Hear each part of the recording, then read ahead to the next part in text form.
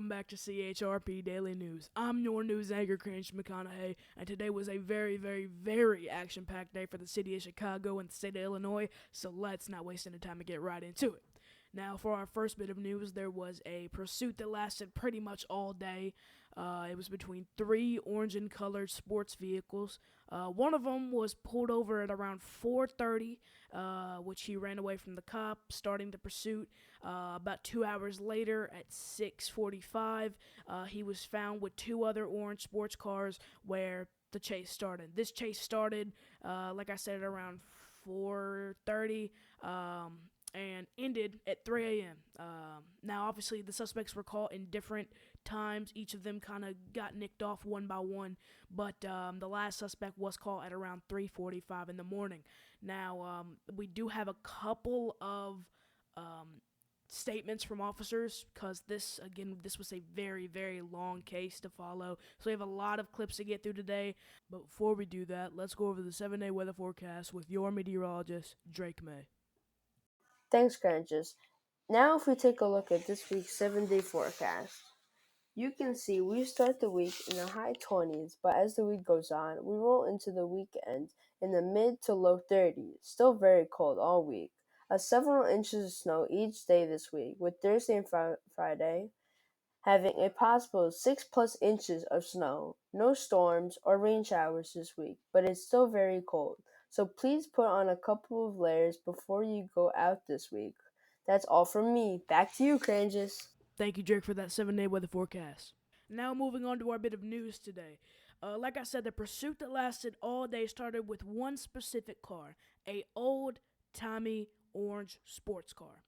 Now, this sports car was in a scene very, very early on in the morning, about 7 in the morning, and we actually have live footage from our on-the-street reporter, Lamar Jackson. Take it away, Lamar. I'm here live at the aftermath of a shooting in downtown Chicago, just outside of GMB Jewelers. The shooting took place after an officer and a civilian were talking outside when a blue sedan pulled up into the parking lot and unloaded on the officer. The officer was hit 2 times in the vest, and the civilian was hit 2 times in the leg. After the first shooting, the officer took the civilian behind the car and called for backup before backup could arrive. The blue car came back, unloading another mag of bullets onto the officer. We have no statement from the officers at this time, but we will keep you updated as the story unfolds. Alright, that's all from me. Back to you guys. Now, usually footage like that would be shown in our live broadcast because that's live footage. But the reason that wasn't is because, up to now, that information has proven to be false. You see, Lamar Jackson, our reporter, got everything right at the time. John Wells gave him a statement. John Wells was the lead investigator of this entire case and gave him a statement that was very true at the time.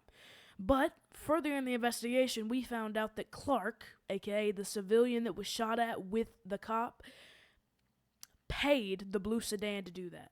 See, Clark is not a big fan of the law enforcement in this city. He claims that they are corrupt and all deserve to have their job lost.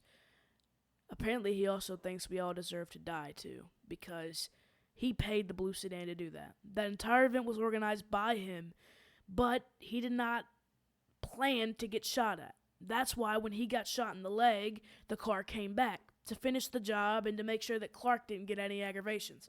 Well, when the blue car wasn't able to kill Clark or the officer, he ran away and still has not been caught by Illinois State Police. We'll keep you updated on that information as well, but at the time, Clark was let go. He got his car fixed and was on his way. Well, later that day, Clark got pulled over, and that's when the pursuit started. See, this pursuit has a lot of hidden details, and we'll be going over this case for the next couple of days, because it gets deep, and it gets very skeptical and sketchy at certain points of the information we've been gathering. So I don't have the full story for you right now, because it's still an ongoing investigation. But one thing is for sure. Clark Welks, the leading suspect, has been detained and is in custody in the county jail as we speak. As for the other 2 suspects, according to CPD Forensics, they are both deceased and have died in either car wrecks or being shot by officers after trying to flee the pursuit. But I can tell you how we caught Clark Welks, the man responsible for this entire pursuit, how we caught him on Freedom Avenue at around, I think, 4:30 p.m. We caught him. The initial pursuit started at around 4:30, and we caught him around 6:45. So it was about 2 hours that he was on the run. Again, this chase was wild, and again, we'll be going over a lot of the small details in small videos and in broadcasts over the next week. But the main gist of the chase was this: there were a bunch of cops, but Welks knew what he was doing. He was going through small alleyways, and he was going through the housing suburbs. He planned to be on the run, and he knew what he was going to do because he led these cops on for hours. Had breaks about 30 minutes long. We even have reports from In-N-Out that he was able to get a burger and fries before the cops caught back up to him. Now, obviously, everything comes to an end, so he was caught on Freedom Avenue around 6:30 in the afternoon. He slipped on some ice on Freedom Ave, crashed into a tree. Every single cop in the state surrounded him with guns out and detained him and took him to the county jail for questioning. We don't have any statement from officers because at this time they were already pretty pissed off after the chase.